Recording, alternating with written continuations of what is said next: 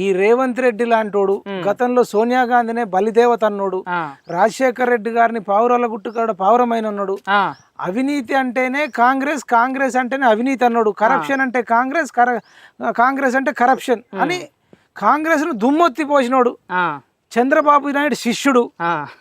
మొత్తం రాజశేఖర్ రెడ్డి గారికి, సోనియా గాంధీ గారికి వ్యతిరేకంగా పనిచేసినటువంటి వ్యక్తి మన రేవంత్ రెడ్డి. అవును. మరి రాజగోపాల్ రెడ్డి ఎట్లాంటి అంటే అసలైన రాజశేఖర్ రెడ్డి ద్వారానే భువనగిరిలో 2009లోనే ఎంపీగా ఆరోగ్యం చేసిండు. అంత తెలంగాణ ఉద్యమం నడుస్తున్న టైంలో కూడా రాజగోపాల్ రెడ్డి గారు భువనగిరిలో భారీ మెజారిటీతోని, లక్షలలో మెజారిటీతోని అంత తెలంగాణ ఉద్యమంలోనే గెలిచి రాజశేఖర్ రెడ్డి గారే షాక్ అయిపోయేటట్టు, ఆశ్చర్యపోయేటట్టు గెలిచిండు. అంటే ఈయన రాజశేఖర్ రెడ్డి శిష్యుడు, రాజగోపాల్ రెడ్డి గారేమో రాజశేఖర్ రెడ్డి శిష్యుడు, రేవంత్ రెడ్డి ఏమో చంద్రబాబు నాయుడు శిష్యుడు. మరి సోనియా గాంధీ గారేమో చంద్రబాబు నాయుడు శిష్యుడిని సీఎం చేసిర్రు. సరే చేసిర్రు, కానీ ఆయన ప్రవర్తన ఎట్లుంది? ముఖ్యమంత్రి ఆయన ఉంచుకున్నాడు, విద్యాశాఖ ఉంచుకున్నాడు, మున్సిపల్ అండ్ అర్బన్ డెవలప్మెంట్ ఉంచుకున్నాడు, హోం శాఖ ఉంచుకున్నాడు,